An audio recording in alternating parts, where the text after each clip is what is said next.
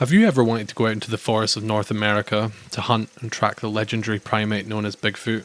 Turned up to the local Bigfoot Hunters Club and been severely frightened by your local Bigfoot enthusiasts? This is pretty much the pheromone of a female great ape while they're on their menstrual cycle. We're here. Come out and play.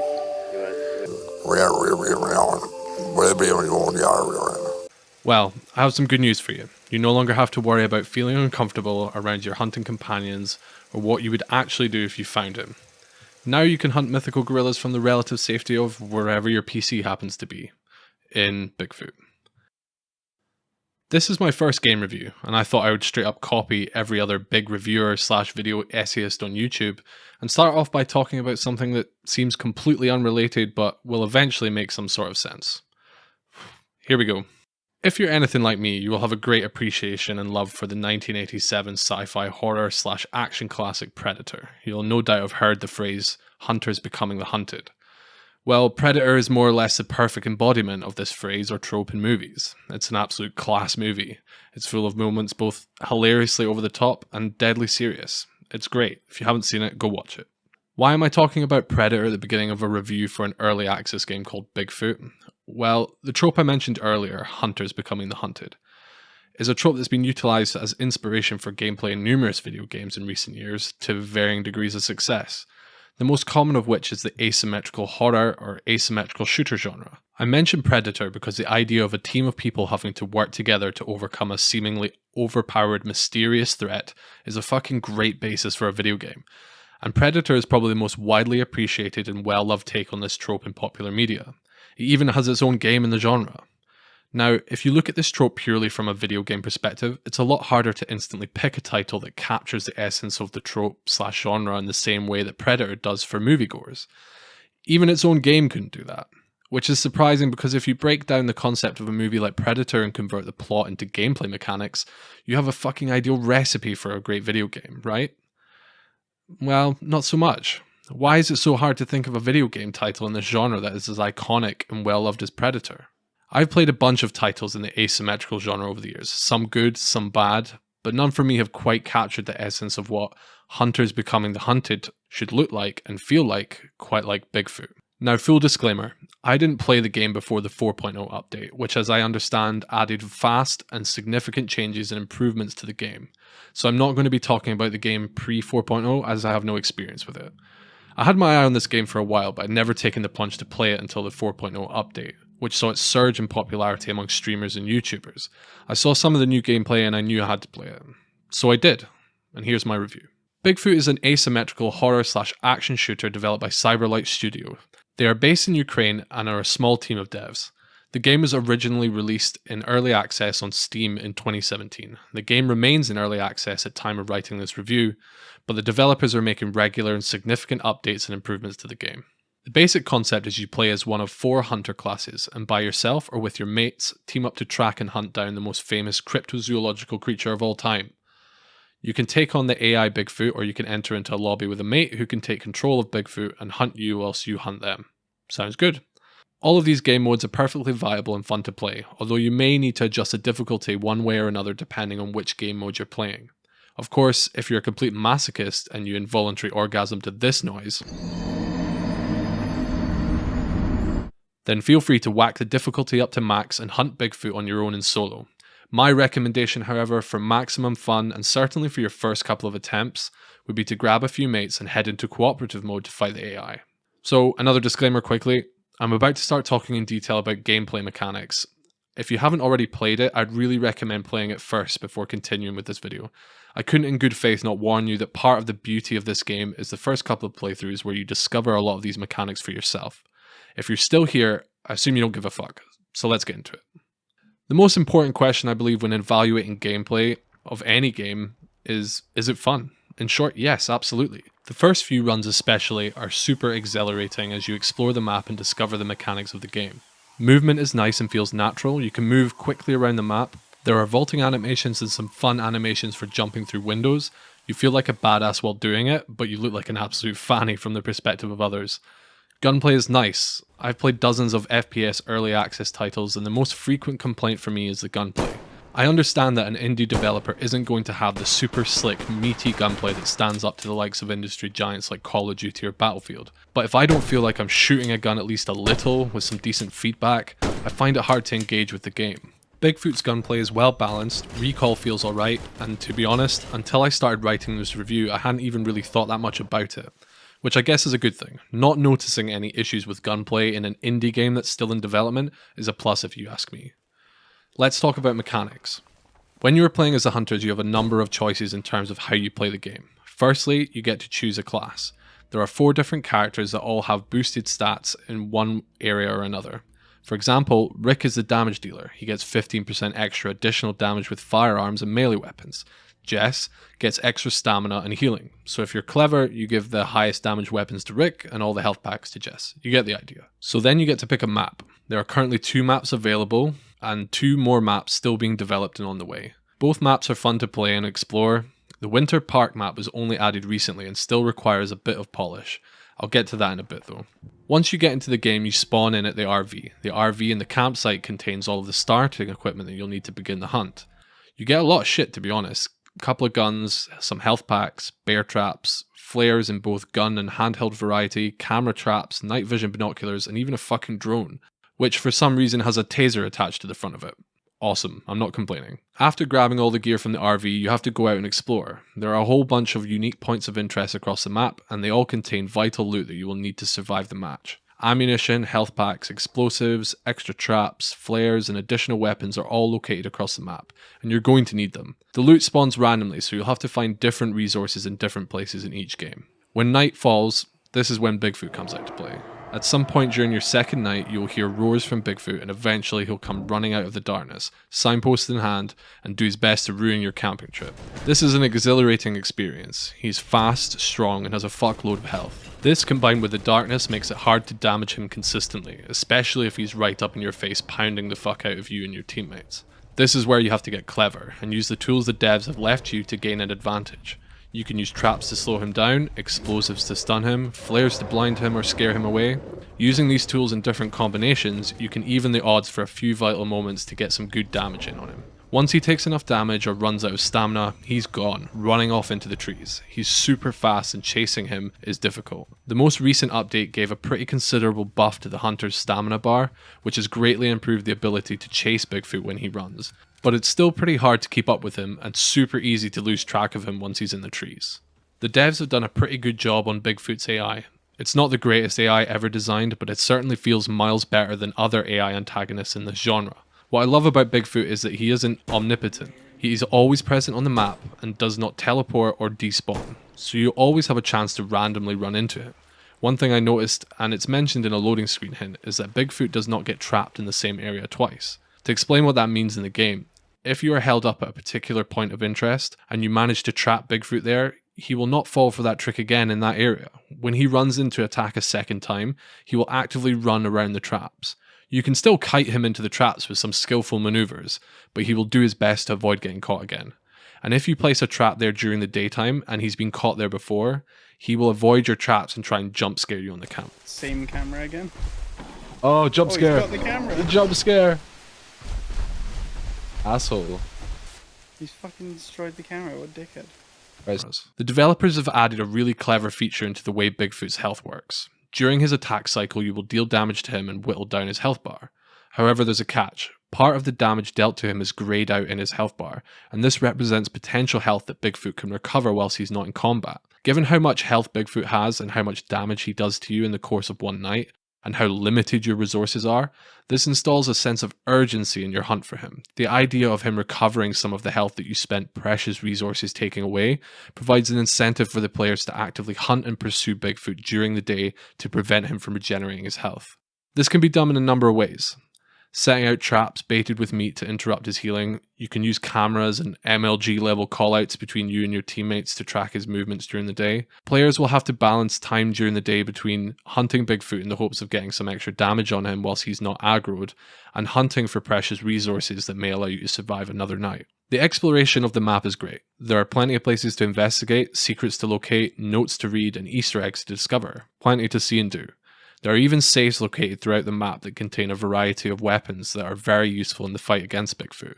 Again, the devs have exceeded expectations on this feature. There isn't just one code that spawns in a predictable location for you to access these safes. The codes for each safe are randomized and have a chance to spawn in multiple locations across the map. So you have to explore to find them in every match. There's no guarantee it'll be in one place, and the code is different every time. It's a small and subtle difference that adds a lot of weight to what in most games is a fairly unremarkable feature you've seen 100 times before. It's small innovations like this that can make a game stand out a mile from others in its genre. I do have a few criticisms in terms of gameplay, however I want to be as constructive as possible and not just fling shite for the sake of it. Once you have played through the map a few times, you become familiar with the points of interest and you can navigate your way through the map easily. It's at the point now where my mate and I can explore the whole map by the third night, which when you're playing on harder difficulties creates a little bit of a lull in the pacing of the game, as it can take much longer than this to bring Bigfoot down, particularly if you are playing with less than a full squad. It can then just turn into a bit of a waiting game. Of course you can try and actively hunt Bigfoot during the day, but again, if you're playing solo or duos, this is easier said than done. It would be nice to have some alternative activities to do during the day that might benefit the outcome of the hunt.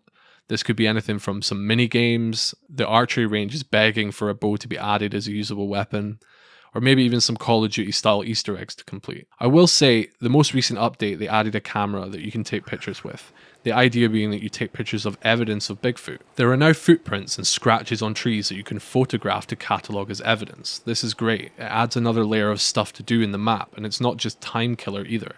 If you gather enough of the right evidence, this can actually result in the hunters winning the match without defeating Bigfoot. It's worth noting again that the game is still in early access and new features and content are being added periodically. The devs are pretty active on Twitter and in the Bigfoot Discord, and they regularly post updates and teasers for new content. You can play as Bigfoot as well, which is a nice feature and certainly adds some replayability to the game. It's a very different experience to playing as a hunter, and contrary to how Bigfoot feels when fighting against his AI counterpart, you don't feel very overpowered when you play as him. Bigfoot has a limited amount of stamina that has a long recharge time. The stamina is consumed by using your range of abilities and also just your normal attack. So there will come a point in every engagement with the hunters where you simply cannot do any more damage to the hunters and you have to run away. I found this very frustrating at times, as there were random engagements with hunters that occurred where I did not have enough stamina to fight. I guess this adds some balance to the game and ensures that players who choose to be Bigfoot cannot overpower the hunters too quickly. That being said, I had fun setting up traps as Bigfoot, stalking my friend around the map and launching signposts at the hunters from the bushes. I wasn't sure how some elements were going to work for the hunters against a human Bigfoot player, such as the traps, as they look kind of obvious. What happens though was an interesting surprise. You actually get sucked into a QuickTime event if you get too close to the trap that has been baited with meat. The player loses control over Bigfoot and he starts to walk towards the trap. You have to nail the QuickTime event or he will walk into the trap whether you like it or not. However, like your AI counterpart, you won't get quick-timed by a trap more than once in the same area, it seems. During the day, you're encouraged to keep away from the hunters as you have a damage resistance buff that only activates at night, meaning you take more damage during the day. You're meant to try and hunt animals and scavenge meat from points of interest and raiding bins.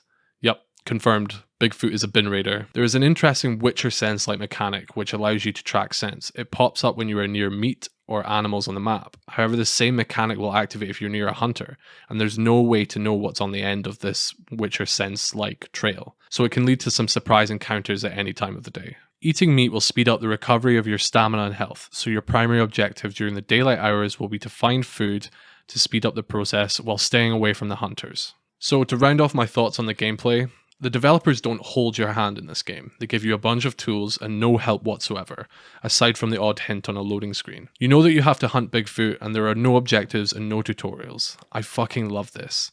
I have played games before with minimal to no hand-holding and the experience can vary with mileage, depending on how the game works or how fucking stupid you are. In Bigfoot's case, this lack of hand-holding absolutely enhances the experience. My favourite part of this game was figuring out how all these tools and mechanics can be used to hunt Bigfoot and beat the game.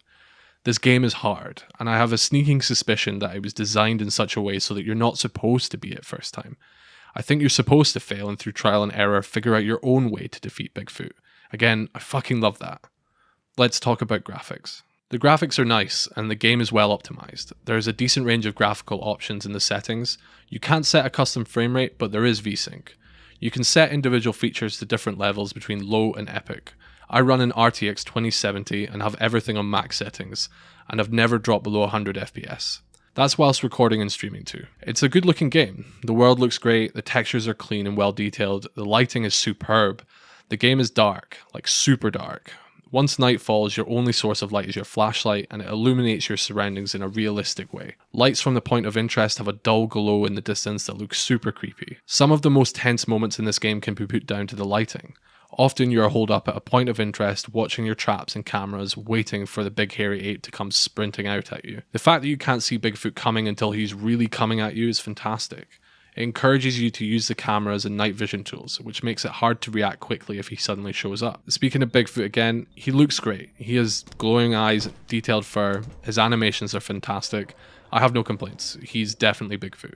The character models for the hunters are fine. For an early access game on Steam, they look pretty good, but don't expect AAA facial animations with realistic pore stretching simulations. The character designs make me laugh. It essentially boils down to one crazy old man and 3 students. They are a bit ridiculous. One issue I did have consistently was a graphical bug where the texture and colour on the road was popping in and out, and it seemed to be linked to my movement.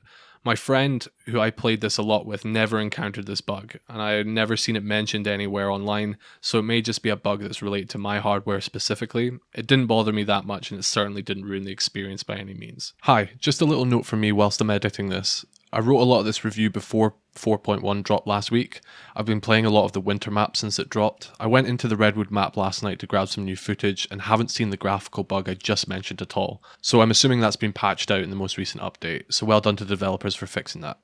Right, let's get back to the review. In the middle of writing this review, the devs released a 4.1 update, which includes the new Winter Park map, which has been added to the game now. I must be honest, I had a few issues with this map on a technical level. In certain areas of the forest, particularly where there are a lot of trees with snow on them, I would get frame drops. Nothing catastrophic, but enough to notice.